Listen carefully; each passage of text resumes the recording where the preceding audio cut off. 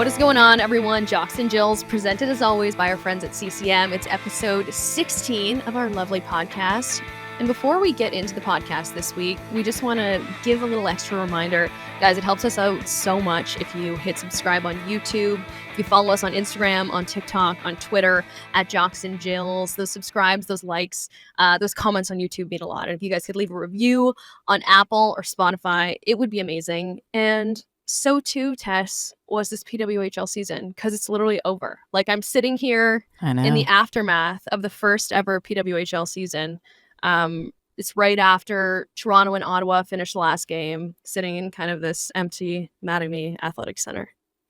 Honestly, when you said 16, I gave it the because, like, I can't believe we've done 16 episodes. I can't believe we've talked to 16 players. I can't believe the regular season is come to a close. You and I were there for puck drop on day one. Yeah.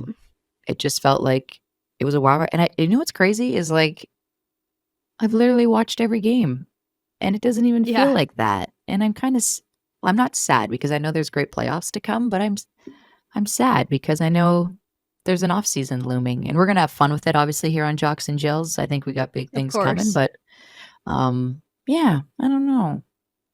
I think it was, you know what? Obviously, I'm like battling with my headphone right now. No, we're pumped. It's playoffs and the season ended crazily. I'm happy because it did. And it came down to the wire. It came down to the last game. We're going to talk more about that. But listen, I'm going to celebrate this because what a regular season it was. Go P-Dub. Go ladies. You guys, you ladies all rocked it. Like, what a season. I feel like all the naysayers can't say nay anymore because you shut everyone up with everything you did. Like, all the metrics that the league has right now had to have knocked their own socks off. Really? Like, you know, my comment section barometer, how like I check what the vibes are based on me auditing the TSN comments and our Jocks and Jills comments as well. I've just seen this total shift in the way and this league's not trying to prove anything to douchey bros because that's not really who it's for. But even they're into it. Like, they can't even say anything bad anymore. They're like, we love to see the girls go. We love watching the girls play. So I don't know. We're having we start our podcast each week now with a gushy moment, and it's courtesy of Tessa and Julia. Sorry, gushy moment. I'm going to add to the gushy. Listen, we love our followers. We love all of our fans. Thank you to everyone who took the time in for migraine help. They took the time there was to write lots of help there. I have so many tips. I am not worried about migraines anymore. Thanks to everybody. Also, ran into a very nice young lady at work. Her name's Lola in the bathroom, oddly enough. Nice. And she was like, just want to let you know, great work on Jocks and Jills. I'm a big fan of your podcast. I think it's so much fun. And I was like, girl, like, it just, you know what? And I was having a shitty night and she totally turned my night around. I thought you were going to say you were taking a shit. No, I was not. I wasn't pooping. I wasn't pooping. I was putting my eyelashes on. Like, that was the obvious end for the sentence, but okay. Wasn't pooping. I was putting my eyelashes on and washing my hands. Yeah. And but it changed your night. Did. And so I was just like, you know what? Friggin' right. This is great. And I appreciate it. So Lola, tons of love. I appreciate you. I have to give some listener love as well, because as I was just about to, I did a live hit into SC after this game, and just as I was about to do it, I took a couple photos with some listeners who were both really nice to chat with, and then right after, I had a little minute after I did the live hit, before we recorded this podcast, I went into the bathroom, barn doors open, my fly was down. My fly was down in like 4 different pictures with people, and it wasn't in the camera when I was live on SportsCenter, but there was a bunch of people walking by me as I was getting set to do this hit, and my fly was down, and nobody told me. It didn't feel breezy.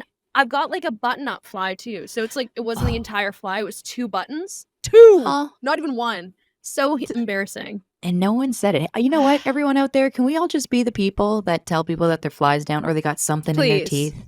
And also, if you have a photo of my fly down, please send me that too. It's probably or really crop funny. it out. Crop it out. Send it to us so we can post it. Thank you. And I will hold it against Julia forever. Also, it was Mom's Night here. Did you know that? You missed a very Tessa-esque night. Shit. Yeah. Was it? Yeah. Oh, all the moms were on the bench pregame. They all walked in with their respective players. It was a mom-heavy night here at Mattamy. I saw that, but listen, I didn't know. I mean, I clearly missed the memo. Someone didn't tell me that. I know. Did you know that before you got there? Because no, I just knew when I knew when I got here. I knew when I saw the pregame pics. That's I'm fair. sorry. I I'm sorry. had bigger I'm surprised things you didn't get going on. invited, honestly. Yeah. Oh, yeah? A little hurt about that. That's okay. There'll be plenty more moms. We're going to get moms on here at some point.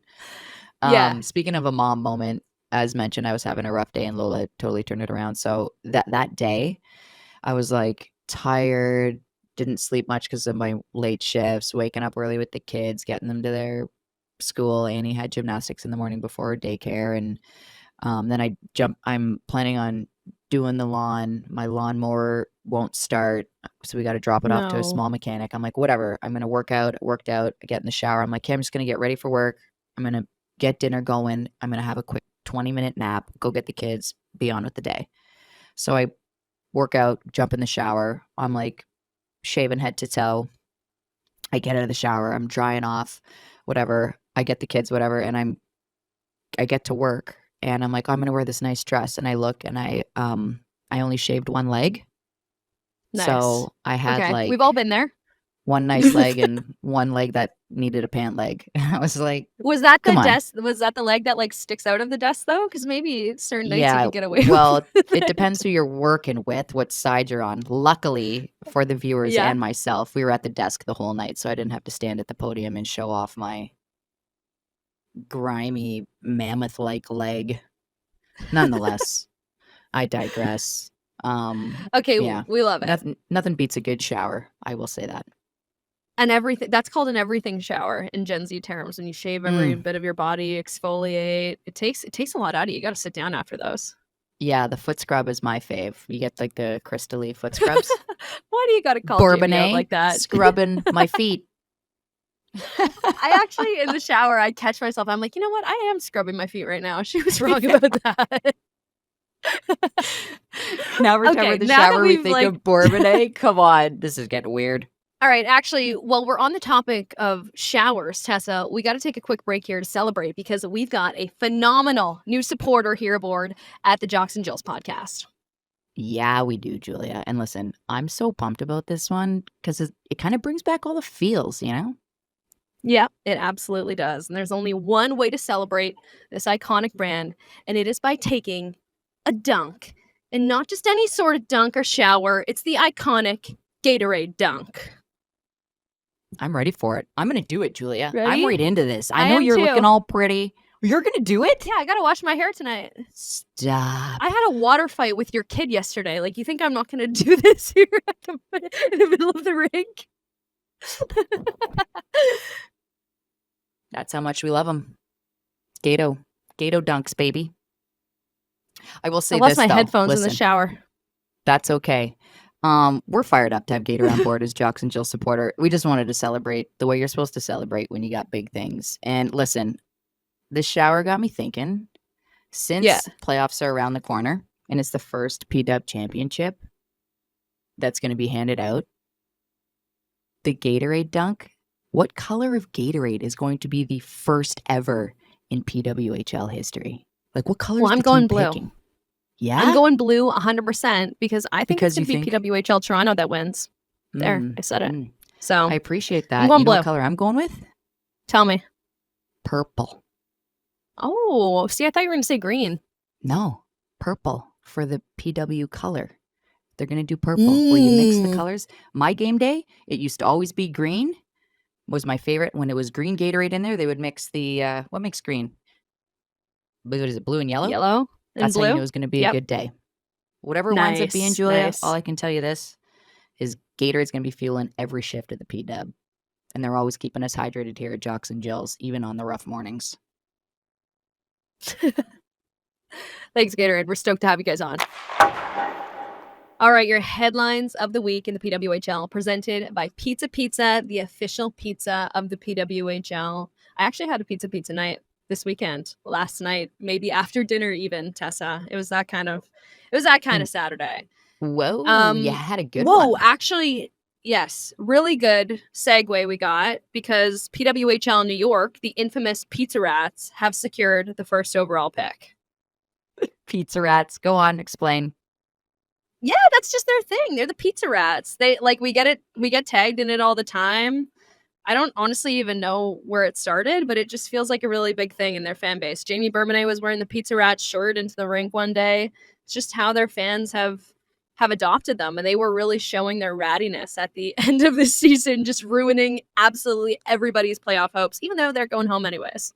Yeah, they're going home, but look, they secured the first overall pick. That's it. Yeah. And a lot of talk is like, oh, first overall pick. Everybody assumes it's going to be Sarah Fillier. Yeah. Is that a consensus? Because I was up here in the press box for the Wednesday game when they played Minnesota. Yeah. And I said something to a different media member. I was like, yeah, like, it's probably going to be Sarah Fillier. And that was met with, like, probably, like, it's going to be Sarah Fillier for sure. And I was like, oh, okay. Yeah. It's going to be Sarah Fillier for sure then, I guess. But I'm not positive. No. I feel like, yes, that is the obvious choice. But there's a conversation to be had for sure. Totally. Because, one, coaches are on a 1-year contract. So there may be a coaching change going through the offseason. 2, right. There are some serious go-getter players out there that are good. Defensemen are very hard to come by. Okay? And defenders, sorry, I should say. Caleb Barnes is up for grabs. Okay? That's what I mean. Caleb Barnes. So listen, if New York's not taking her, like you know, Boston is looking around like, do we trade up to get Keller and Caleb Barnes back together? Because what a duo. Now you got Keller and Caleb Barnes together. Okay. This is Boston trading up if in a perfect world. And that kind of rivals Renata Fast and Jocelyn Larocque in terms of a top D pairing. Like that's really, really freaking good. Regardless. Yeah. Top D are really hard to come by. New York needs help on the back end. And I think she would be a fantastic especially with a more insertion. defensive defender, right? Because you got Keller running that power play. You got her being the player to hop up in the rush all the time. Barnes maybe fills that role of a more stay-at-home type thing.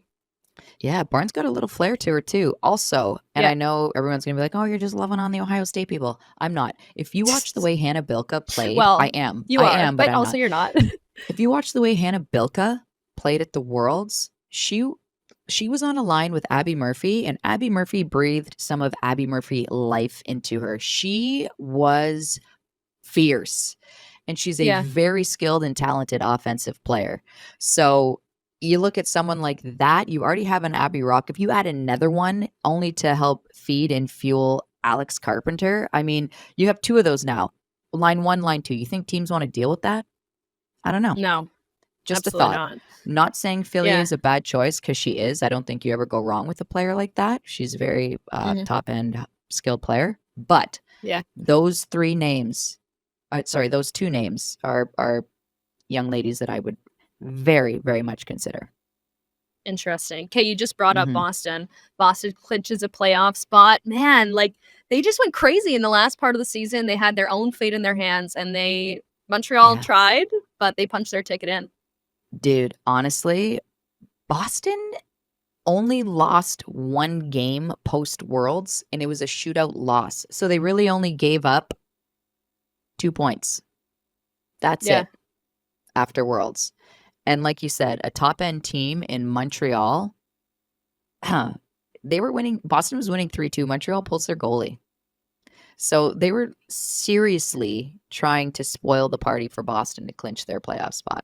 Yeah. And gotta shout out Grant Mentis too. We didn't mention her signing. She had a good game too. A couple goals in that one. Totally. When we talk Montreal, I'll totally touch on that. But Boston absolutely put the hammer down and was like, you know what? We're doing this. No one else is helping us but us. And that is it. And they took the bull by the horns and they got the job done. And listen, Montreal pulling the goalie like that and Boston still pulling through and winning, don't kid yourself. Boston knows exactly what was going on there. Whether it was on purpose or not by Montreal, that is adding fuel to the fire for one hell of a playoff rivalry. You don't think they're pissed? I'd be pissed. Yeah. I'd be like, what are you? You're pulling your goalie in a 3-2 game with what was it, 3.5, 4 minutes left? This is going to be fun, depending on who Toronto picks, which I'm going to assume, just based on talking to people around there, everyone's kind of like, oh, I don't want to pick. I think we're just going to, people should just take the fourth, or we don't know what our coaches are going to do, this stuff. Still it's picking. That's the thing, is like taking the fourth is still picking. Still picking, regardless. If Boston ends up meeting Montreal in the first round, watch out. Watch out.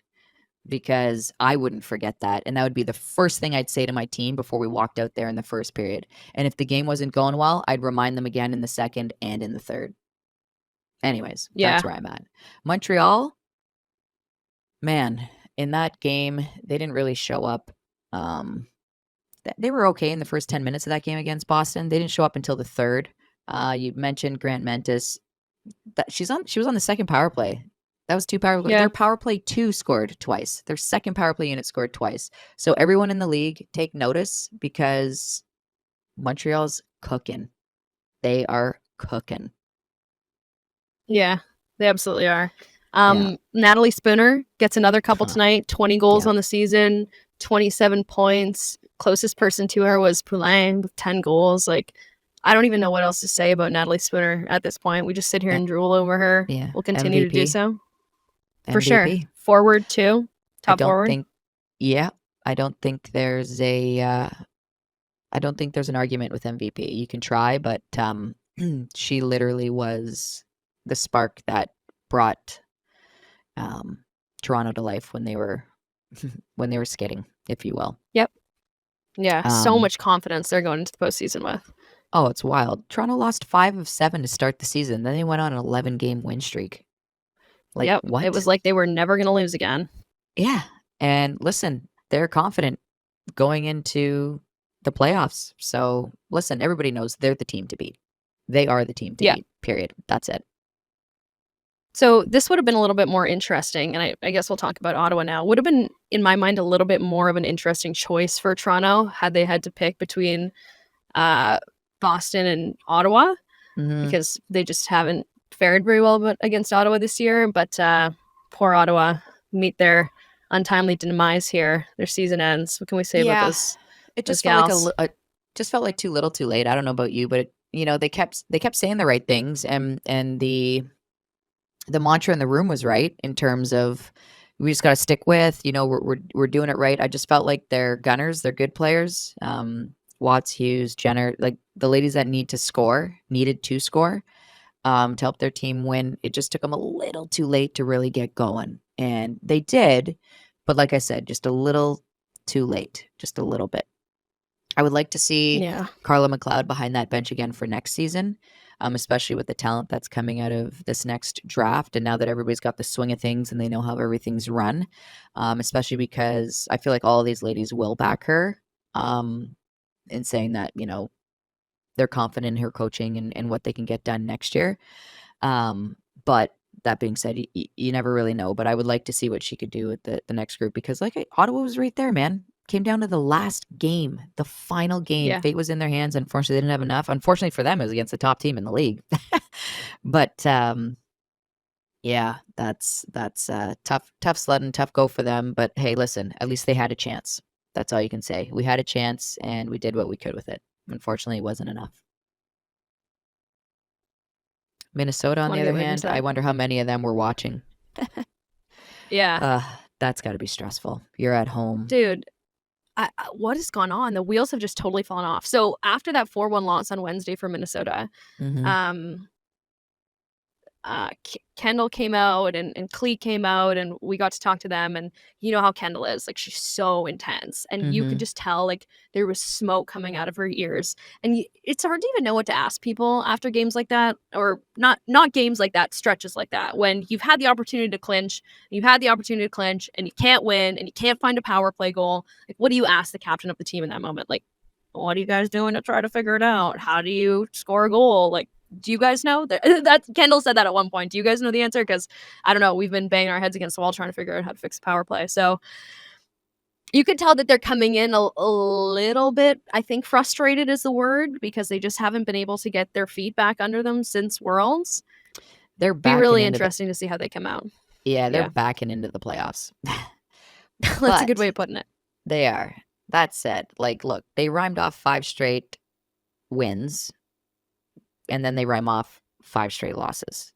So somewhere in there was a disconnect. And like I say this in the nicest way, those losses really made the playoff hunt extra exciting. So like I feel For bad sure. for them, but I'm Thanks. also happy It made because it it fun. created such fun storylines. Yes. For sure. With Minnesota, I just felt like we hadn't seen. When was the last time you remember seeing a highlight reel Grace Zumwinkle or Taylor Heisey goal? Well, it was every day to start the season. Exactly. So they were high octane offense, and it just felt like that dissipated. Yeah. Yeah. All this is making me hungry for playoffs, so that's all I got to say, Julia. Well, a perfect segue for our next little break here, Tess, because I was just daydreaming about the chimichurri bavette at Baton Rouge. Ooh. Can't go wrong no matter what day of the week it is. I'm more of like a barbecue pork back ribs. Don't know if you ever had them, but I'm definitely a pork back ribs kind of girl. And I will say this, I'm not going to lie. Call me a glutton. Don't care. If I've got an appetite, I usually get their ribs and chicken meal. It's my go-to. Can't go wrong. Okay. Trust me. Trust me. It's so good, Julia. Dude, well, it turns out we might have a new go-to because Baton Rouge is dropping their new seafood menu just in time for the PWHL playoffs on May 8th. I know you love that. You know I'm not a seafood enthusiast, but my rule is, because I have kids, my rule is I always have to try something that I don't like. So I'm 100% going to go there when it drops, and maybe we should go to watch the first playoff game together. Why don't we? Let's go and try out the menu. Yeah, we're going, dude. I'm going to be there to record you trying all of the seafood. You're going to be a good sport about it. It's going to be delicious. So as we mentioned, guys, Baton Rouge dropping their new seafood menu on May 8th, right in time for the PW playoffs. Make sure you check it out. So now we're going to do something. This is a fun little exercise, and it's going to be 2 thoughts. Tessa's 2 thoughts, particularly. Ooh. We're going to go top to bottom, from the bottom of the standings to the top, and you're going to give us 2 quick thoughts on each of these PWHL teams. And as a little tease for our listeners, we're going to drop a second episode on Wednesday once we have a clear picture of what these PWHL playoff matchups are going to look like. Matchups. I lost the word matchups in my head. I was going for like bracket, but matchups is the word I was looking for. So let's start with the Pizza Rats, New York. Your 2 thoughts. My thoughts on that team is they never reached their full potential. It always felt a little disorganized and like it lacked the proper professional preparation, if that makes sense. I was taught something by a very good producer, Mark Askin, when I first started at Leafs TV. And he said, sweetheart, if you want to make it in this business, you got to learn the 6 Ps. And that's proper preparation prevents piss poor performance. And I feel like there were some nights out there where the team felt a little bit that way. You could kind of see it in body language. And I felt like at the end of the season, when it was over and it didn't matter, they were finally playing free. And it didn't feel like there was a structure in there and they were just doing what they wanted. And yeah, so that's my 2 thoughts on them, is that team never reached their full potential. Little autopsy on Ottawa?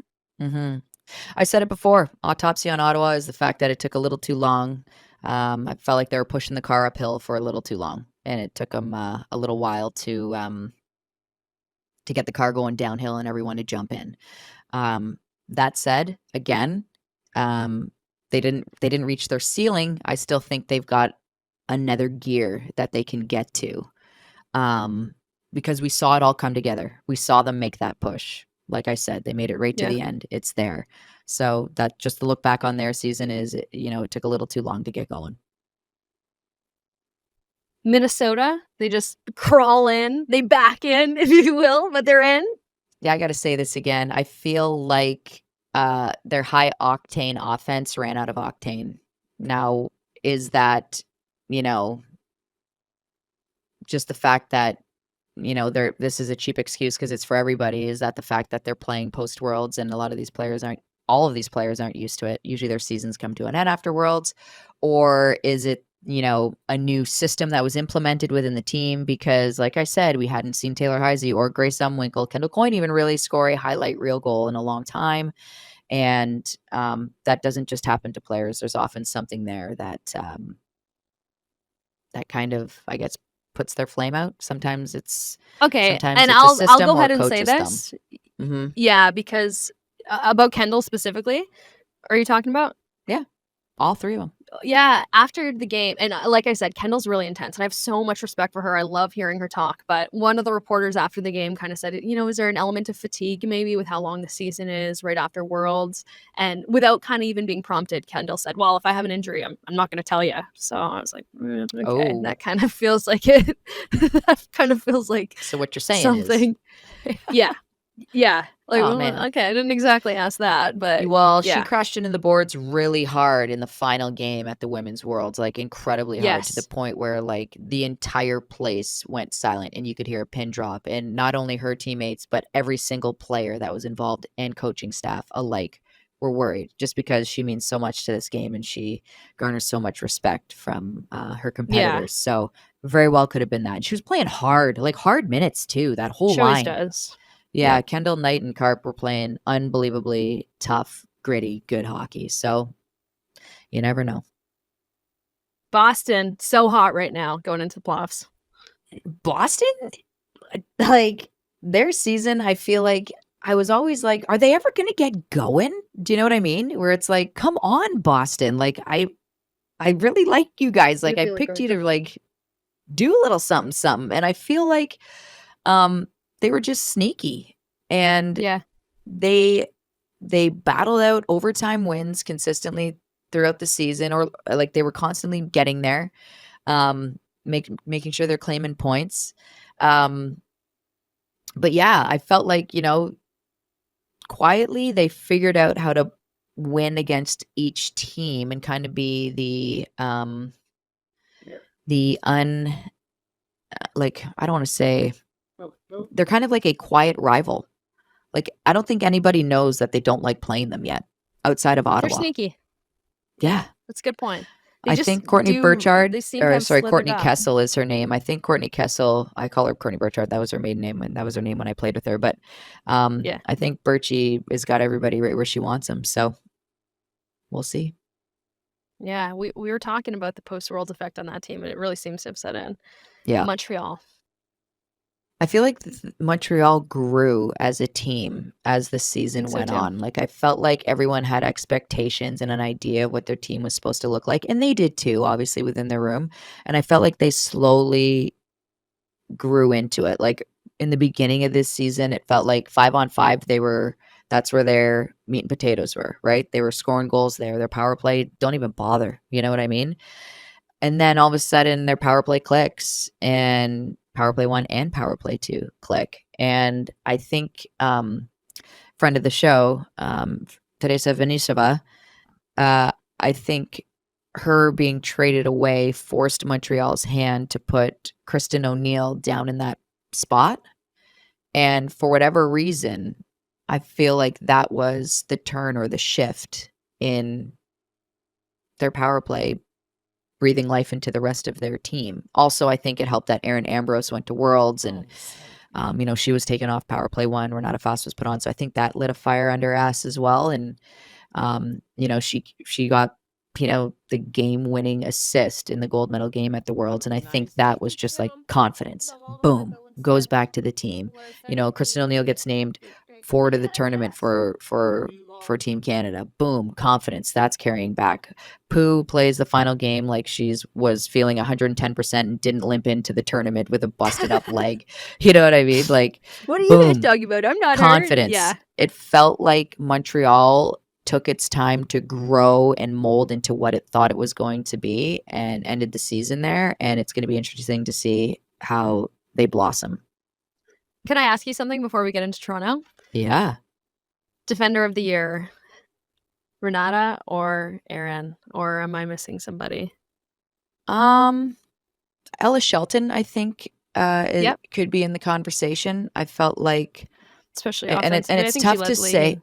Yeah, Goal line it's tough to points. say because, she was on, a team that isn't in the playoffs, but I think the way she was able to contribute and every time she was on, she was creating something. And it was hard not to be like, wow, Ella, oh, Ella. Or if you didn't know who she was, she would make you look down at your roster to find out who she was. And so I think she needs to be in the mix, but it's hard to argue with Renata Fast and the minutes she's logged and the points she's been able to put up and all of that. But She's been I will ripping. say She's such a this. good Worlds. Yeah, I will say this. I think if Sophie Jakes was in Minnesota the entire year, she would be in that conversation as well. Interesting take. That's Yeah, another person I'd love to see. You step watch up the a little bit Minnesota with games Boston with during the her postseason. now, and it's like she is like Ella Shelton. Every time she's out there, you hear her name, and she's always creating. Yeah. Anything else on Toronto before we wrap this up? Oh, sorry. Just look back at you asked me that question. I look back at their season. They started the season not anywhere near what their true identity was. And like I said, that Spooner, Malte, was it Nursey line? Now it's Malte's, Nursey and Turnbull. But that line really was the spark plug that got the juices flowing and got the good juju back in that locker room. And after that, it was like cruise control, baby. Yeah, and isn't it like such a cool weapon for Troy Ryan? He doesn't even have that Team Canada line together. Like he could just put that together when he needs to go there in the postseason as a secret little weapon. Yeah, something to be said too. Shout out and clicks to Kristen Campbell, who I think came into the season a little overwhelmed and really found her footing and her confidence. And I think that's a really hard thing to do. So it was really nice to see such a young goaltender like that too, especially playing in front of her national team coach and practicing in front of them day in and day out, and GM. So props to her. She found a way to be big and stop pucks and come up in big games and help her team. She's a stud. She's a stud. And that wraps up our headlines, presented as always by Pizza Pizza, the official pizza of the PWHL. A reminder, like I said earlier, we're going to drop a second episode on Wednesday. It's going to be a full PWHL playoff primer. We're going to talk about the matchups and our full thoughts once we know who's playing who's. But for now, let's get to a player that has been highly requested on this podcast, Tessa. And I know I say that every week, but you guys actually do send in a lot of requests. So everybody that we've had on has been highly requested. And she's been somebody that we've been talking about. We've mentioned her already on this podcast. Someone who plays her role on Team Canada and on PWHL Boston maybe better than anybody else. She's an excellent role player. She can step up and be that skill player. She's also like just one of the greatest personalities in the game. She does a lot for the LGBTQ community. She was kind of the star on Pride Night in Boston, but she's just such a great personality, and we had so much fun talking to her. So enjoy our interview presented by our friends at Nobis. This one is Jamie Lee Rattray.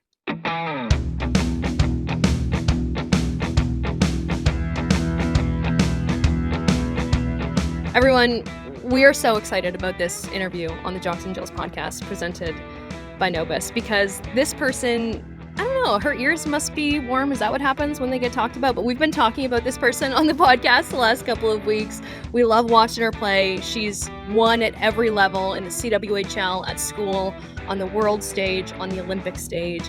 And now she's kicking it with PWHL Boston, and we're so excited to have her on this show. Everyone, it is Jamie Lee Rattray, the one and only.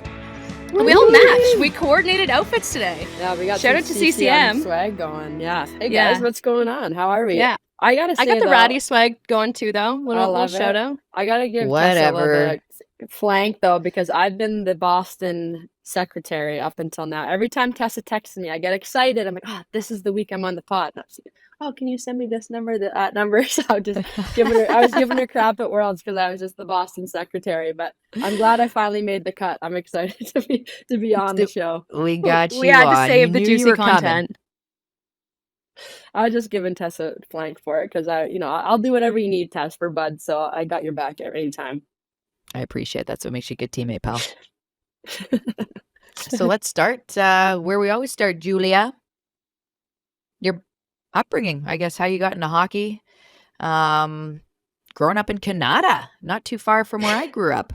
Go on. Yeah, Yeah, I mean, good old Kanata, Ontario, the west end of Ottawa, and I know everyone hates where the rink is for the Sens, but I loved it as a kid because I got to like ride. That's where I actually learned how to ride a bike, was like right in that parking lot. My dad, because there's nothing to hit, right? So my dad would just let me go and just like learn how to ride a bike. I think I also probably learned how to drive there too. But yeah, honestly, like it's kind of like a secret hockey hotbed. There's like 8 or 9 rinks within like 5 minutes of my house, and the good old Jack Chiron and KRC and all those great rinks that I grew up playing in. And it was a ton of fun. Obviously, the cool thing now is when we go back and play in Ottawa, it's super special. And driving to the TD place that used to be like literally nothing but dirt around it, now it's so built up and such a cool spot for Ottawa to play. And it's quite the homecoming, but honestly, like it was such a great place to grow up, and a secret hockey hotbed that, I don't think a lot of people know how great the hockey and some great players that have come out of the Ottawa area, to be honest. Do you want to speak to some of the players that you came up with playing in Ottawa?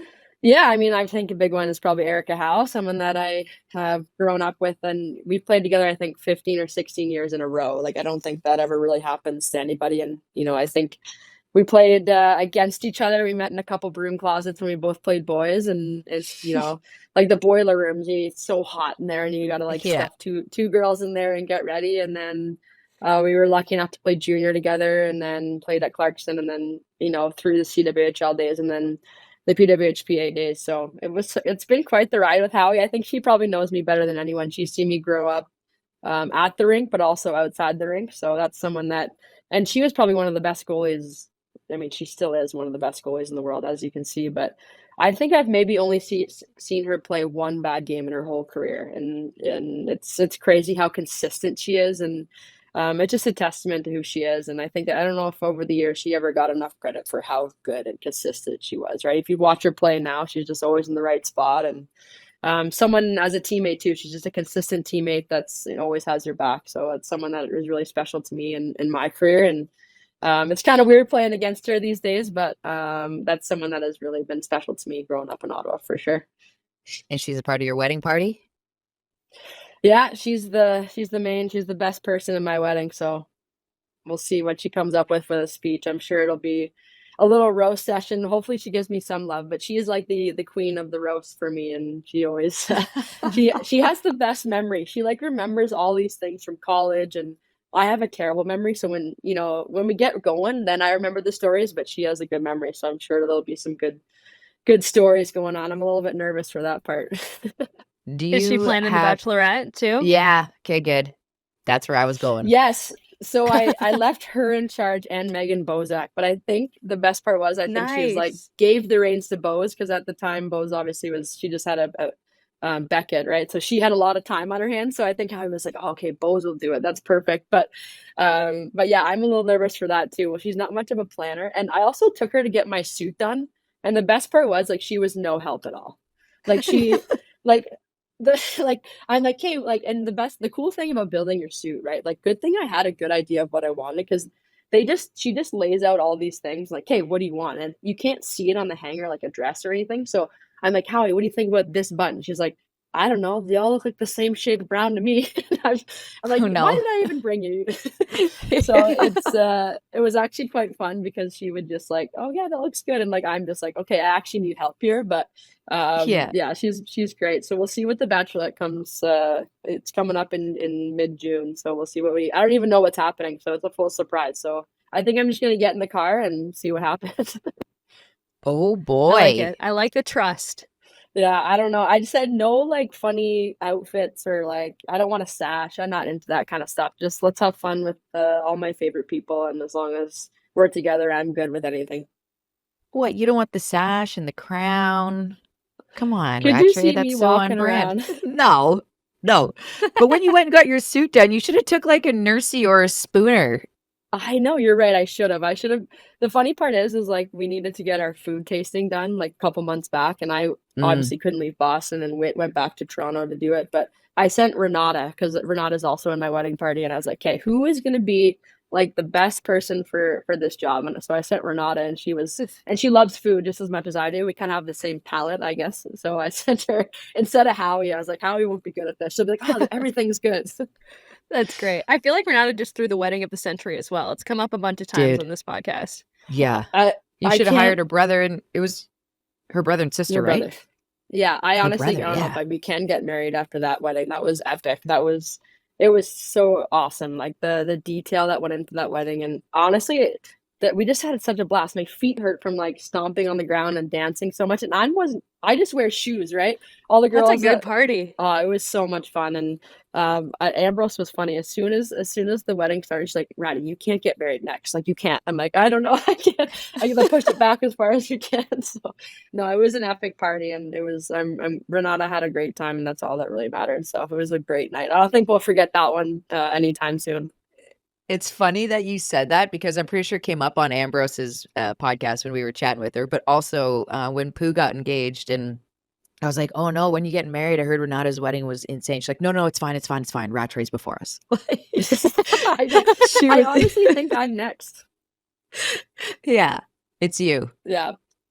But I think the cool thing that like, in planning a wedding and going through it is like, you can do whatever you want. It's whatever you want to make it. And to be honest, like, I think the one thing that for me is like the music better be good, and the food better be good, and we better have fun. That's all that really matters. And I think it's fun. You have this vision in your head and you hope it comes together, but yeah, it will, right? Like, you can't stress it too much. And when you get a group like that together, I mean, the national team girls especially, we've seen over the years, the weddings, there's no doubt we'll have fun. So yeah, doesn't take much. Good tunes and a couple cans of beer, and you guys are off to the races. Do you have a wedding list note as well, like Abby Rock, or are you an Excel sheet user? Well, okay, so I guess the difference is you're actually having a wedding, so there's something to plan for. Yeah, Whit and I have a shared note going. Whit is for sure, like, we're both very organized, but Whit is very much the planner. Like, she has lists for everything. Like, I'm very much like in my head, like, just like, okay, check. But that list is updated very often in the note in the phone. I think the other day she has it written down in pen as well, but she also rewrote it just because, that's how her brain works. So I think we're in good hands. The big thing for me, because the music has to be good. So I've had a wedding playlist probably for the last 2 or 3 years for sure on my phone, and I just keep adding to it and making sure that it's good. And every time we went to a wedding last summer, I would like the good song would be, I'm like dancing and like put it down on my phone. Okay, we're good. Added to the list. Just poaching songs. Yeah. Oh, for sure. You have to. Yeah, that's how you create a good list. People who are listening and not watching this on YouTube can't see, but you're sitting in a gaming chair. Is your quad squad invited, or will they be attending virtually? No, they will be there. The funny part is my dad is like, well, if you only hang out with them virtually, why are they not virtual guests? I'm like, Dad, like, that's such a dad thing to say. But no, they will be there. That is. I think the best part was as you guys all know, Sammy Joe and Billy, and I sent the save the dates like, a while back, and obviously Holly and Hoffy were all like, yeah, I got it. And Billy didn't even like, it was in his inbox, but he didn't even tell Sammy, and Sammy didn't even know if she was invited until like Worlds. It was funny.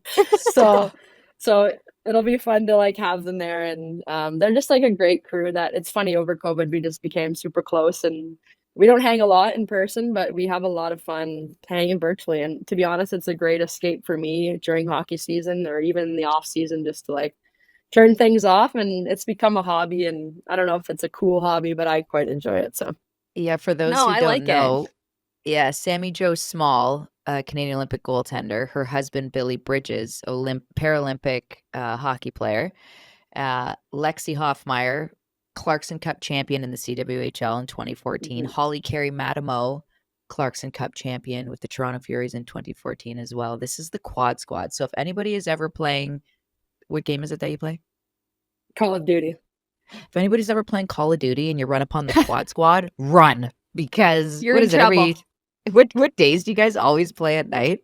We seem to play like Sunday, Mondays, just because like after the weekends. But to be honest, Billy carries us a lot. Like, his back must be sore because he carries us a lot. But it's a lot of fun. And to be honest, we spend half the time. Sometimes like we're just chatting away, and like it's usually just Hoffy, Holly, and I chatting, and Billy is actually focused, and then we just get killed instantly because we get stuck with our pants down a lot for sure. Is there any Hilarious. like under the radar gamers on Team Canada or on PWHL Boston? Well, I think Ambrose is known for a good game. I think she plays NHL a lot. She's like a sick NHL player. To be honest, Niter plays a bit. I haven't played with her quite a lot this year. I don't know if her setup is in Boston. Jessica DiGirolamo plays quite a bit too. So, but I think I'm like the main gamer on the team. Like I brought my whole console to Worlds. I have like a mobile like screen that I bring with me. Buddy, I'm sorry for laughing. Okay, that's intense. A whole new world for me. Is it always the same game? Like, is everybody always playing that game? Us four, like at least for me, like I don't play anything else usually. Like I'm stuck on Call of Duty, but us four always play Call of Duty. I'm not really in. I used to play as a kid. I used to play NHL like every year. I used to buy it every year on my PS2 and like all the consoles. But I really got into Call of Duty over COVID, and I absolutely love it. I'm just kind of stuck on that one for sure. So you travel with a screen?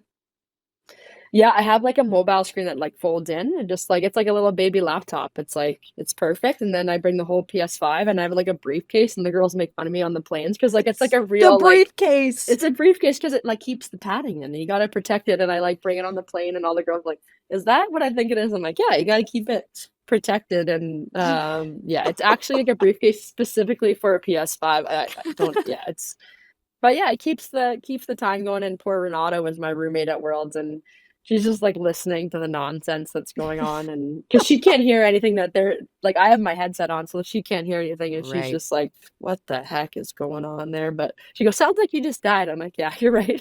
Correct. Thank you. Yeah, good thing it was Renata and no one else. Thanks, Renata. Yeah. So a couple Clarkson University alumni roomies, we were talking about how you started playing hockey in Kanata. How did you ultimately choose Clarkson? And did you and Howie always plan to go to school together? Or did it just like work out that way? Yeah, actually, so it's funny because Howie and I weren't super close in junior.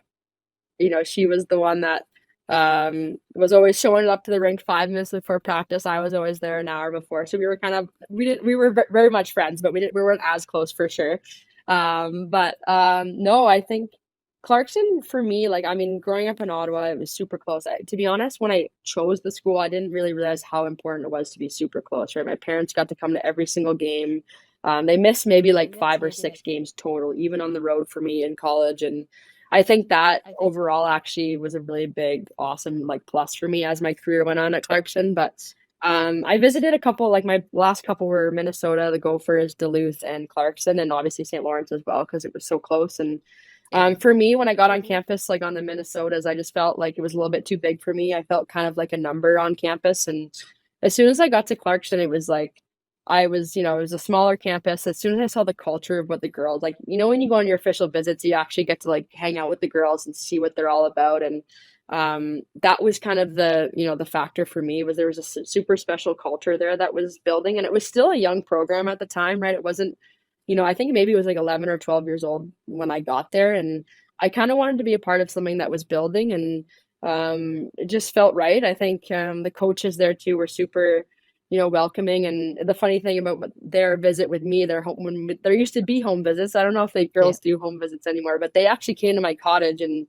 we took them wakeboarding and things like that. So that was kind of cool. And the funny part was Matt DeRoche, who's still the head coach there. He couldn't get up on the wakeboard. He was so pissed. Like, he's like, this kid's never coming to Clarkson now because I can't get on the wakeboard. And but I just felt like it was like it was a smaller school. Hockey was the only D1 sport, so I knew I was going to be treated really well, and that's kind of what hit it home for me. And then I think Howie chose like kind of last minute. She was deciding between 2 schools, and I don't think she chose to like late January of what school she was going to. So it kind of really worked out, and our friendship really built over those 4 years. And that class we had was super special, and the kind of stories that go behind that class is something that I'll never forget, and honestly something that I always take with my career now. Like, that what we built there was super special, and now you just see how awesome it is, right? The last championships they've won and the facility is super cool.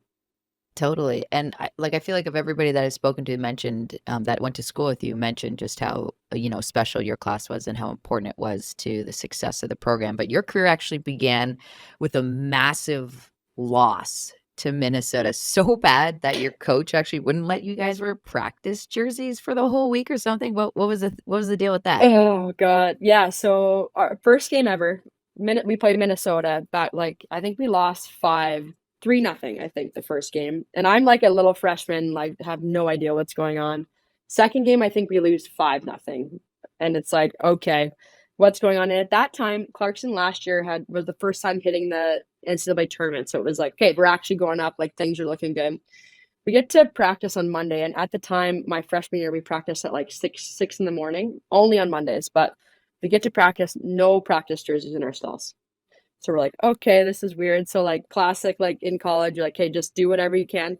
We put our gear on, like we look like Transformers out there. We're all in like the circle of stretching, like before practice, and we're all just like no jerseys on. Finally, the coaches come out, like no one's saying a word, right? And they're like, well, you guys didn't earn your jerseys today, so we're practicing with no jerseys. So you didn't earn the logo on the front, so we practiced with no jerseys. And the whole practice was like skating, no pucks. And they made us like pretend to block shots, but like we were sliding on the ice, but with no jerseys on. So we're like, it was so cold, like the the snow was like everywhere, and it was it's so crazy because now looking back on it, like it was just hilarious to think about. But it was kind of a bonding moment for all of us. But it was just like, I don't know if they would ever do that nowadays, but it was hilarious to look back on and be like, okay, yeah, we really did practice with no jerseys. I think the next day we did get jerseys, but I think the message got through, that's for sure, to us. That's so good. And then you're gonna ask about it, Julia? Yeah. Would you like me to phrase this properly? Absolutely. I heard you guys were getting ripped in a video meeting pretty bad by your coaches. Not sure if it was after like that weekend, the 5-0 loss or whatever. Yeah. But you managed to like break the tension. Do you remember, like, what did you do, and how was it received by your coach or your teammates? Yeah, I got a little squeaker out, a little fart, and like, it's funny now, like, when you're clenching so bad, you're like, okay, no, this is gonna pass, and it did not, and I tried to play it off like I didn't move. Like, when it comes out and you're like, hey, don't move, and maybe no one will notice. But the whole room just like broke out into like laughter, or like subtle laughter first, because it was such like a intense meeting. And I was like, oh crap, I am that person. And I'm like a freshman too at that point, like just trying to find my way in the world of Clarkson, and oh God. And yeah, I think that one, I'll never live that one down. But I'm sure it's happened to a couple people. But mine just, sometimes it's silent, and then we can get away with it. But I guess it wasn't. But yeah, like, was it a pause in the conversation? Like, and was your coach not like, what the hell? I think I think everyone started laughing, and I'm sure if I remember correctly, he probably stopped for a minute and then was like kind of regrouping. But I'm sure the girls were all like underneath their sweaters like this, like, when it's a serious moment and you're trying to hide from everybody. Yeah. But yeah, that did happen, and I will completely own up to it now, for sure. You know what? Did you try to deny it for a bit there? Yeah, I'm sure I did. Like, come on, like when you're like a young kid and you're like younger on the team, you're like, oh my God, don't, like, I didn't want to like ruffle any feathers. And our coaches, like at the time, like they're awesome. Like I learned so much from them. But like when it's intense, and that's how it was at Clarkson. And yeah. But maybe it's a good story now. Yeah, you're not alone. That actually happened in my career, not to me, to a teammate. Her name was Shelby. Come on. And our coach was ripping on us post game, and she actually did the same thing as you. But she was sitting on like a wooden bench in her stall, so it like echoed kind of. And we were all like looking at her like, oh no, and we all covered our faces like everyone did in your room. And she was looking at us like smiling and laughing like, yeah, and we were like, no, that's not it. Not now, man. So you're not alone. You and Shelby, two peas in a pod. Yeah, and it's funny because like you don't think it's like, yeah, you just can't help it. Sometimes it just speaks out. What can you do? And that's it. Better out than in. So that was better out than in. I probably felt better after that. I'm sure you did. That's like my favorite line from the movie Shrek. So that was kind of like freshman year Clarkson, and then after that things kind of blow up for you. Like when you look at your numbers, or when I was looking at your numbers from Clarkson, the numbers from your junior year and your senior year are just insane. Like, 52 and 66 points respectively, and then you win the Patty Caz in your senior year. Like what for you really clicked at Clarkson? Yeah, I mean, to be honest, I think, our class was 8 girls, so that's a lot of girls to kind of figure out how to fit into a puzzle, right? Like, you look at any team, like, you have to figure out what puzzle works the best, and to be honest, I think by the time we were juniors and seniors, we just figured out everybody figured out which role worked best for our group, and I think that's what happened in terms of also my game individually. I figured out how to play at that level, and it's a transition, right? Like doesn't matter how good you are or how good it is in junior, it's still a big transition, and you have to figure out what works for you. And I honestly think it was just everyone buying into, first of all, what the coaches were giving us. And at Clarkson, we were always big on systems and things like that. And I honestly think that's why we won the national championship. Everyone bought into their role, and everyone kind of came into their form. And I mean, my junior and senior year, I think I just kind of started to figure it out and how to practice with intent. I think that's one thing that I'll always take with me from Clarkson is I learned how to do everything with intent every single day. And the cool story about that is I think we talked about that, Minnesota game losing 3-0 and 5-0, and then you go to our senior year, last game ever, and who do we beat in the national championship is Minnesota. So that's a really cool full circle moment for us, and that class didn't give up. And one thing that I'll never forget, after our freshman year when it really went poorly, we set a record for the most losses. I remember the 8 of us getting into a room and kind of being like, hey, what do we do, right? Like, how do we figure this out? And I think the one thing that really stuck out is we wanted to make sure any freshman class that came in, we didn't want them to feel the same way we did, right? We didn't want to be kind of down in the dumps all year. We didn't want to be losing. We wanted to figure out how not to feel that way. And we wanted to make sure everyone coming in knew how to do that. So I think that was one thing that really stuck out to me in my career. And I think that's honestly why we came together as the years went on. And to be honest, like, you don't have to be best friends. You just got to figure out and respect each other and respect what everybody brings. And that was a really special group of people. And honestly, like, I know Matt and Shan still talk about it all the time when we go back. And that's something that I'll always take forward in my career. And I believe that's one of the secret recipes to any championship team. Don't have to be best friends. Just got to be best teammates. That's how you make it work. Cool thing is Casey, you have that meeting. You had that first major blowout loss to Minnesota. You tooted in the meeting. You guys, talked about the season. You said we don't want anyone else to feel that way. Full circle. Cool part is you guys actually beat Minnesota in the national championship your senior year. So your class was basically the driver of the start of Clarkson's success.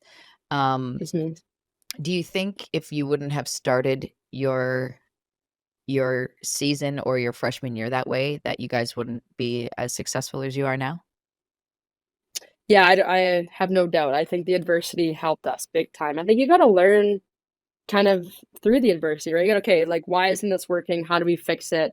What can, how do we get to that point, right? And I honestly think that's what helped us big time, right? Like, I think you look at some programs that, some freshmen come in and they win right away. Sometimes that's hard, right? I think, if you only know how to win, it's hard to go through the hard times. So I honestly think that year, we really came together. Like, there were some tough Mondays skating and learning from it. And it also brings a group together, right? When you go through hard times and hard workouts and grinding through that stuff, it brings a group together. And the cool thing is about college, you have 4 years together to kind of build that up. And I think that's something super special about the NCAA is that you have 4 years to build this super cool story with these group of people. And, no matter how long we go apart, I think we always go back to chatting about those cool stories and, what we built. And that's just super cool. And I think any girl that has been through the NCAA and played 4 years at college, they'll probably tell you exactly the same thing. Totally. So, boy, you got to end it off in a fairy tale, got to end the story with a championship. Yeah. And apparently a pretty good off-campus house party. What was specifically epic about this house party? Walk us through it. Yeah, I don't know if someone sent you the video, but so Sunday, did you have the video? The video is pretty epic. So Sunday we win. National championship is on Sunday. We have a great party in Connecticut.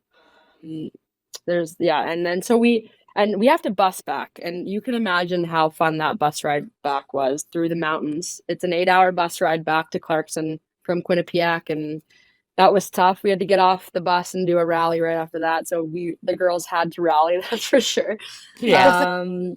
But the cool part was, so I mean, in Potsdam, if anyone's ever been to Potsdam, the only thing there really is the Walmart. So everything is closed on Mondays. There's definitely no bars open. There's like 2 or 3 bars total in the town. So one of the hockey guys had this like really great house, and it was like this, like if you can picture like campus like or college housing, it's like wood and old. And but we packed, I want to say there had to be at least 150 people in this house. Like in the video you can see it, there's no room to move in this house. And we all walk to this house basically together. Everybody shows up, and there's this beam above everybody.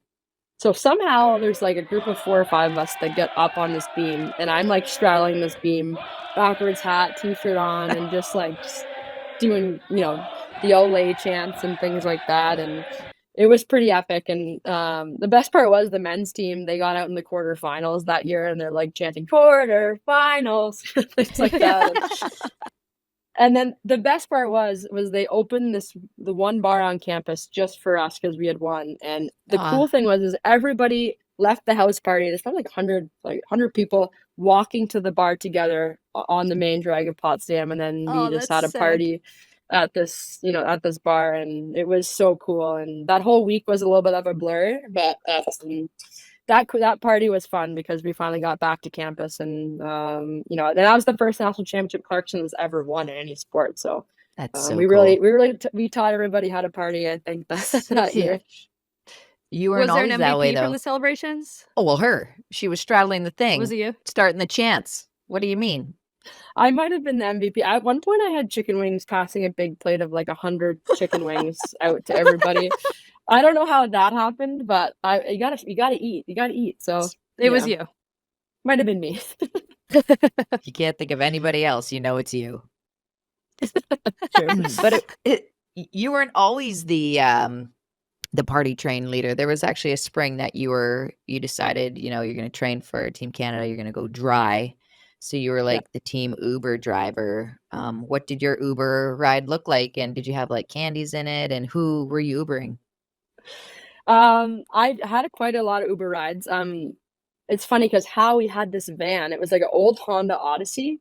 Like, remember the whole old, it was gray, and she got it from her mom, and she had it at school. And I'll never forget this night. I show up. So like in Potsdam, like at the time, there's no Ubers, there's nothing. Like you used to just like get in cars and like go back to campus, which probably isn't very safe thinking about that. But so I had this one ride in particular. I had this Howie's old Honda Odyssey, and all of a sudden people start getting in, and I swear to God, this on Odyssey must have been this far off the ground. Like there probably was like 15 people. I had like legs coming out the front, and it's like literally a 2-minute drive back to campus, right? So, and then I stopped at the freshman dorms first, right? Because that's where you got to stop. And I opened the back, and there's just people piling out, and there's people in there that I didn't even know got in. And then I made my rounds around campus, and I don't know if I ever brought any candy, but yeah, I always was a good driver that spring, I remember. But yeah, I picked my moments in college. I still do right now, but yeah, that was the one ride that really sticks out to me. I can't believe we got away with that, but there's like apparently no rules in college. That's awesome. MVP, both in the national championship party and in junior year spring, driving 23 people home in a gray Honda Odyssey. That thing was epic. And then I think Howie's next car was like this old Buick. It was like one of those cars that your grandpa would have with the leather seats, but it was luxury. Like those for road trips were clutch. Proper. She's like Jillian Apps of like the next generation. Appsy always had these wild old rides every Olympic year. Erica Howe, I wonder who the newest version of that would be. Hilarious. Shelby Nesbitt too at Clarkson had this old green Pontiac that was epic too. I used to steal that for grocery runs all the time. Oh, that's great. If anybody's ever looking for some epic old rides, head on over to Clarkson University. They collect them all there. Yeah, apparently like the old Sasky girl, just whatever car she could get her hands on the farm, she drove it down to Potsdam, and that's what it was. It was great. She was the best. I love it. That is great. Yeah. You made Team Canada the first time in, what was it, 2015? Yeah, 2014, right out of 2015? college. First Four Nations, yeah. Four Nations, yeah. You made the Worlds. You made the Worlds 2016. Then you got left off the roster for 2 years. What was that like for you, both mentally, as not only a person but a hockey player, to be like, all right, here I am, fresh out of college, I'm ripping, I'm on the team, I just want to Patty Kaz, I won the national championship, yada yada yada, and then it all kind of comes crashing down. Yeah, I mean, it's hard. I think when you and the same thing with the national team right after college, there was a whole new kind of crew coming through, and we kind of all went through it together. And to be honest, 2014, 2015 is kind of blur. Like in your first worlds, it's kind of like you're really happy to be there. You don't really know. It's a whole new world being playing on that stage. And I just remember, trying to take it all in, and it was kind of a blur. But to be honest, like looking back, it's quite a while now, but 2018 was probably the best thing for me. I remember 2017 leading up to centralization, and everyone's kind of, how it is, Tessa. Like everyone's kind of like this, right? The whole year you're kind of tension. You just want to play your best, do your best, so you make that roster. And I just found I was trying my best, and like I'm working really hard, but I feel like I just wasn't. I was putting way too much pressure on myself. I wasn't having fun at the rink like I usually am, and I honestly think then when I got that call right before centralization, and obviously I was devastated. I think it was one of the hardest calls of my career, but I took a couple weeks to kind of digest it. But I'd be like, hey, maybe this is good. Like, maybe I need to kind of go back and change my routine a bit. Maybe change what I'm doing in terms of on the ice, and kind of learn how to love the game again. And then it gave me an opportunity to play a full year with kind of no pressure. Right, that 2018 year, I got to play just in the CWHL. I got to train how, I changed. I didn't change exactly maybe what I was doing, in the training was. I just changed my trainer. I changed, I worked with a skills coach named Vince Lace. I met him through my new trainer, and we kind of clicked, and I would do these super 7 a.m. early workout on the ice with him. And that was kind of my way of just being like, hey, like if I do everything I can this year and then maybe get back on the team, or even if they say no, then at least I know I've kind of went out with a bang. And it was honestly 2018 was probably the best thing for me. It was really hard. Obviously, I want to be a part of that group, but I think in the end, it was the best thing for my career, and I really learned how to love it again. And that way I kind of knew I put everything into it. And if in 2018 and 2019, if they wanted me back on, then I knew that I put everything I could into it. So, mentally really hard at first, but to be honest, I think in the end, adversity can, really help in the end. Yeah, obviously it did. Named back to the team, but in a little bit of a different role. You've played this like 13th forward role better than anybody else in hockey seems to do it for the past little bit now with Team Canada. We've gotten a couple questions about it over the past couple weeks. Like, why is Jamie Lee Rattray always the 13th forward on a team? And I guess the answer is you're really good at it. You can be moved up and down the lineup as you need to. What is it? Like, how do you play that role so well? Like, how did you adapt to it? What's your mentality playing it? Why do you think you've excelled so much in that spot?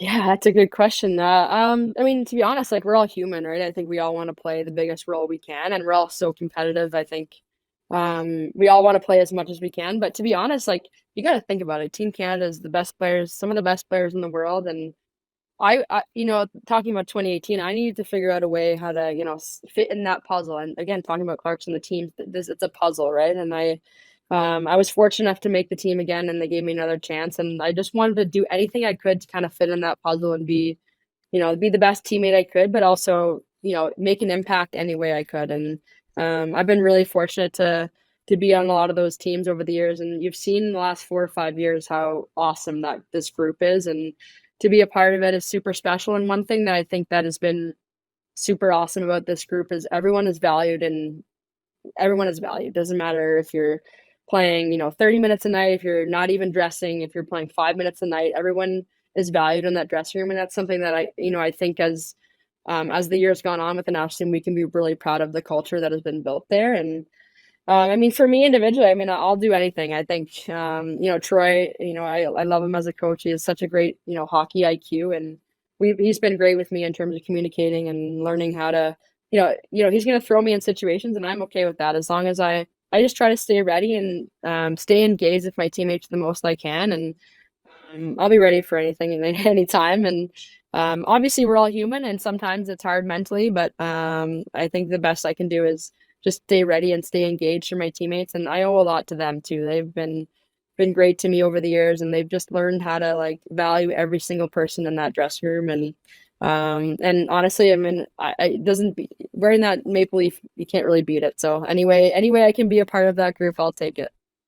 Dude, I feel like I want to hire you to be like my life coach. I feel like you have the best approach to things and mentality. Where does that come from? Have you always been that way? No, I think I've learned it over the years. I mean, and I think about myself in college. I was so competitive, almost too high sprung, and I think you got to learn how to go away. Like, do I have to hit myself in the head a few times? Like, what's No. the 4-on-1 with that?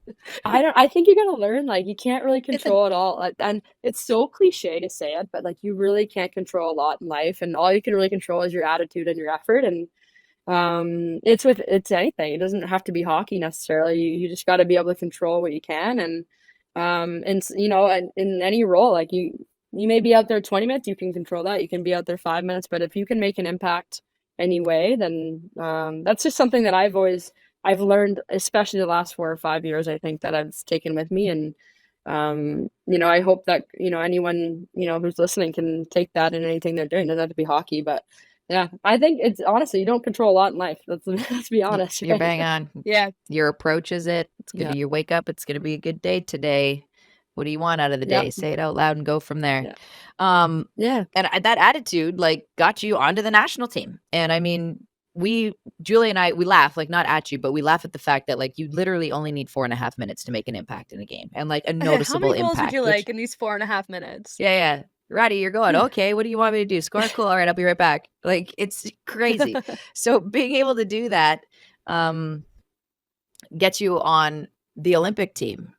You guys win, obviously, you know, just based on your story about your celebrations post national championship, I'm going to assume this one was a ton of fun too. Was there ever a moment where like you thought you lost your medal?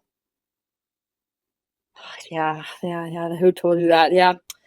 I think I have the nickname Gold Medal Ratty from that night. That's for sure. But well, here's the issue. It was the game is at noon, so the party starts at 3 or 3.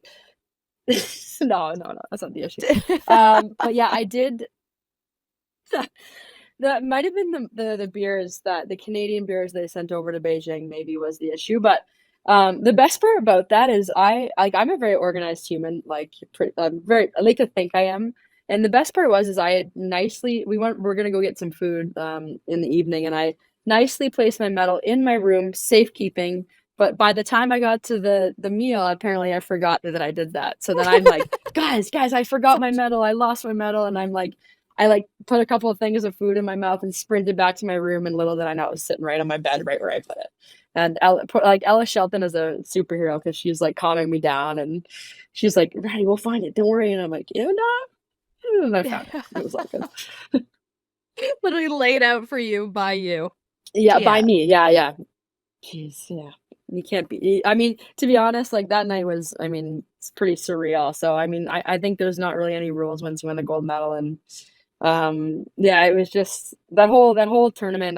Sometimes I think about it, I'm like, did I even go to the Olympics? Like, it just feels so surreal and such a cool thing that I just forget that I got to do that and was a part of it.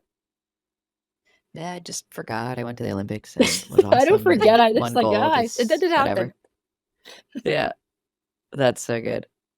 I feel like your time in Boston you've enjoyed, but you actually in the draft, were you expecting for the PWHL? Were you expecting to be picked by Ottawa, and were you like mildly disappointed that because they took they took 2 defensemen right off the bat, I believe. Yeah. If I'm not mistaken. I think so. Were you kind of like, guys, I'm right here? Or were you just like, you know what, that's cool. Don't take me. I'll go to Boston. When I play you, I'll just take it out on you kind of thing.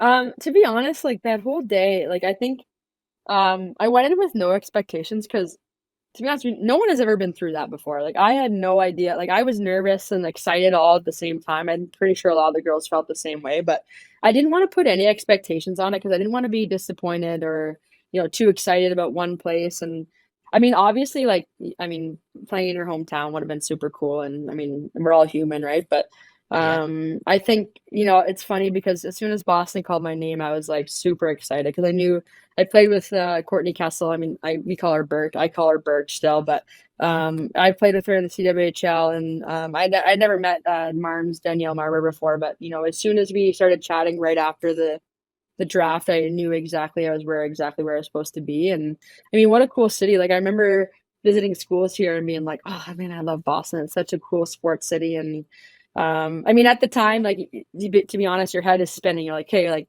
and I've been in Toronto for the last 10 years training and playing. And so it was a whole new adventure for, a 30-year-old to move and uproot your life. Felt like you were going back to college a little bit, but I'm exactly where I'm supposed to be. And obviously Ottawa would have been cool. And but I think going back there is super fun, playing in that building and somewhere where I grew up going to watch games. And I'm super happy that market has really, taking a hold of that team. It's so freaking cool to see. Like, the fans there are awesome, and I'm just really happy it worked out because Ottawa is a secret great hockey city. So no, I'm exactly where I'm supposed to be in Boston, and I'm super happy to be here.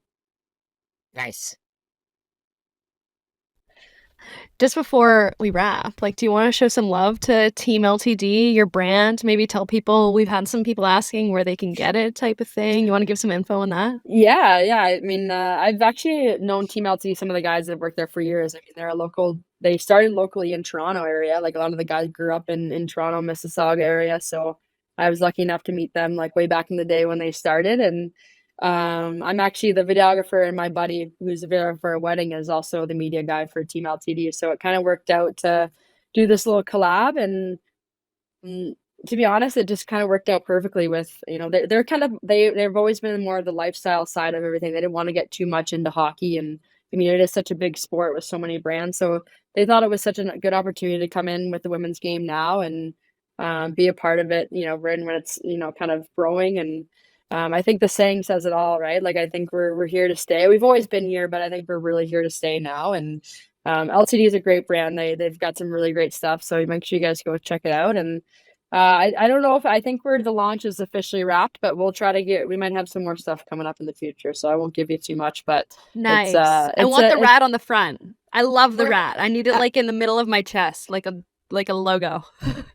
Everyone's saying they just want a big rat t-shirt. So we'll see what we can do. But actually, the logo is great. Like, my agency and I worked on it. Good. It's so funny. They just like sent it out and like, hey, look, how about, is this an idea? And then they just ran with it, and it's kind of cool. And it turned out good. Like, my dad's nickname, obviously growing up, was just Rat, so it kind of works out well.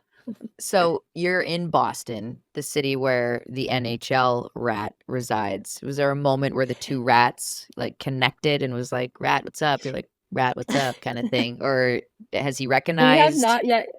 We have not yet connected, but actually Bergeron works out in our gym all the time, so we've actually like connected quite a bit. And that guy is the ultimate guy. He's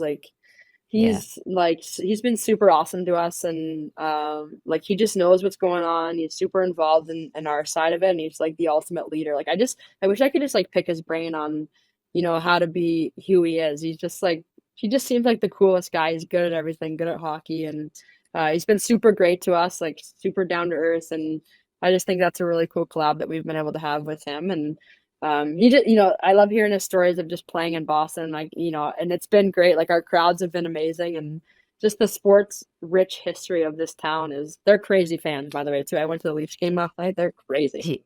Well, you were there. Nice. Cool. Yeah, Boston it was great. fans they're something. They know they love their sports here, and we've seen it too at our games, like the signs, and they've been super loud for us too. So it's been super fun. You just got to send a bunch of rat merch through Bergeron to Marchand. Yeah, good. Right to Marchand. Yeah, so he can. I love the way he plays. He's fun to watch. Yeah, that moment with the refs last night was kind of epic. Yeah. Oh my! When he got tackled. Oh my god. Yeah, it's funny. We were right there, like watch, like, and you could see he was pissed. Like, he was like, Oh, yeah. what's happening? And then he realized, he's like, oh shoot, okay, I'll calm down a little bit here. But he figured it out when he realized it was the linesman. Still, that was so bad. The best part too Yeah. on TV, for those of us who weren't lucky enough to be there watching this live like you, when after Matthew Nye scored and he like celebrated on the boards, they showed this replay on TV and it shows him like, yeah, like jumping on the boards, hits the boards, and then Yeah. all you see is a couple Leafs guys come in and hug, and then you see these two Boston Bruins fans hands pop into the hop into the the screen, just flipping them a bird. I was like, that is so Boston. That is so The great. amount of I'm glad the that amount was of caught at double camera. the amount of double birds I saw last night was a lot. And I live in Toronto the last 10 years, so I'm kind of like, it's hard because being in Boston now, but I was like kind of like clapping but not acting, like, you know what I mean? And they're just Oh, yeah. like full on birds to the refs, to the Leafs. It's crazy, but I love it. It's so cool. And like, that's the cool thing about playing here, is that I think that think about in 5 years, like how awesome the fan base is going to be. And it's just going to be, we're going to be like the worst building to come into, I hope, in like 4 to 5 years. I think it's going to be so cool. Absolutely. So just rolling this back a little, you were an undercover Leafs fan in Boston that was scared to cheer for the Leafs, just quietly standing there clapping.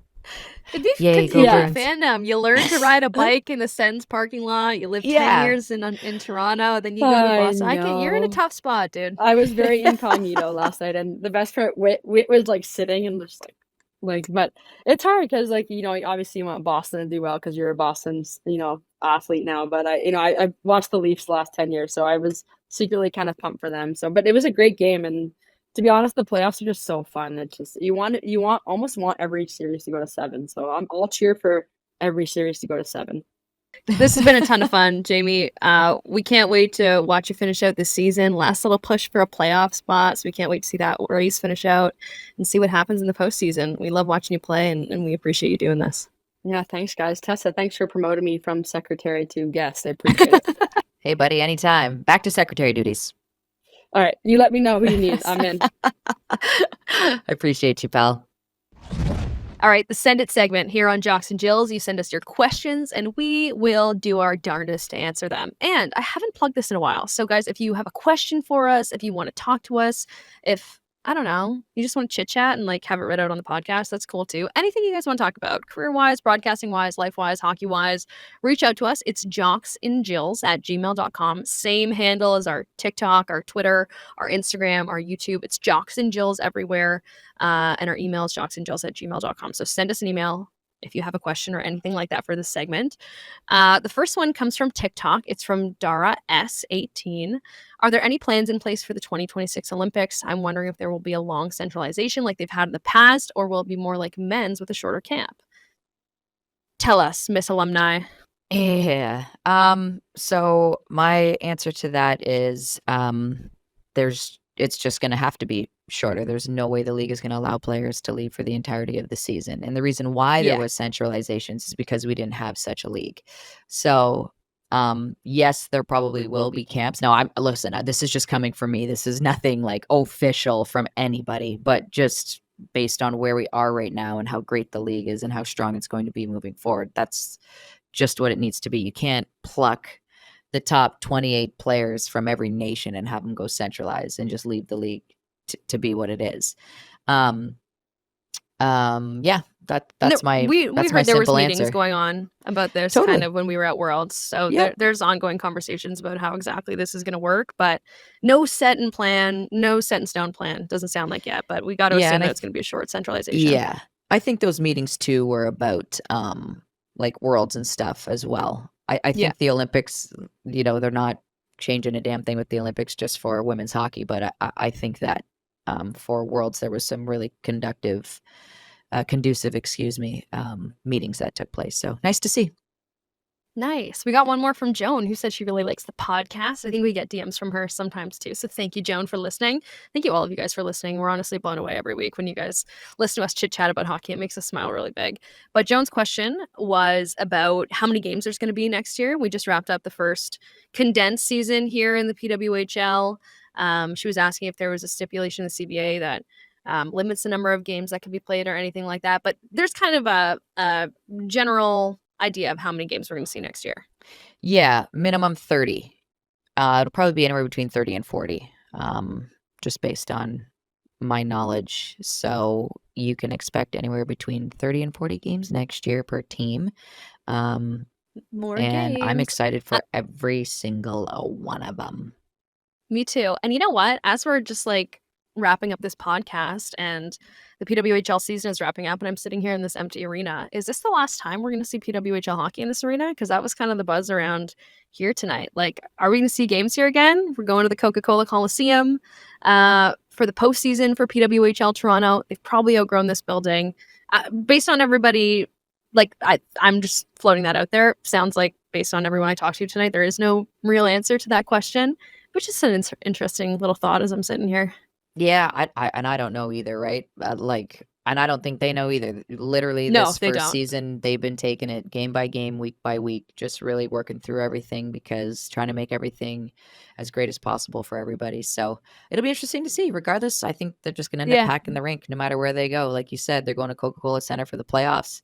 Now that the Leafs are out, hey, Scotiabank open, let the ladies fill it again. Imagine we made it through this whole podcast without talking about that, Tessa. How dare you? We made it through this whole thing without mentioning it, and you had to bring it up right at the end. Like you're surprised? Please. Now the ladies get to pack that place and have playoff hockey in it for the month of May. So if they're willing to have it. And let's be honest, no team wants to ride into that building. That thing's going to be a rockin'. Like, what a tough road game that would be. Albeit, for sure. I love Coca-Cola Center. That place is great. I love that rink. Yeah. I was at the Clarkson Cup that got played there. I think it was like 28, the last one, whenever the last one was, 18 or 19. Yeah. It was epic. Amazing. It was epic. And I will say, now that Minnesota's in, it'll be interesting to see what the Excel Center is going to be like. Is that place going to be pumping? Then you saw Boston, what Boston was like. Did you see their last game? Place was packed. I know, it was fun. Awesome. These playoffs, on top of the hockey, the fandom is going to be wicked.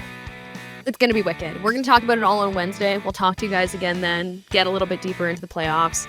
Until then, we appreciate, as always, you guys listening, subscribing on YouTube, following us across social media channels. If you throw us a like on this YouTube video or a subscribe, it would be amazing. If you could rate us on Spotify and Apple Podcasts, helps out a lot. We love talking to you guys. We want to keep doing this. So thank you for listening, and we'll talk on Wednesday.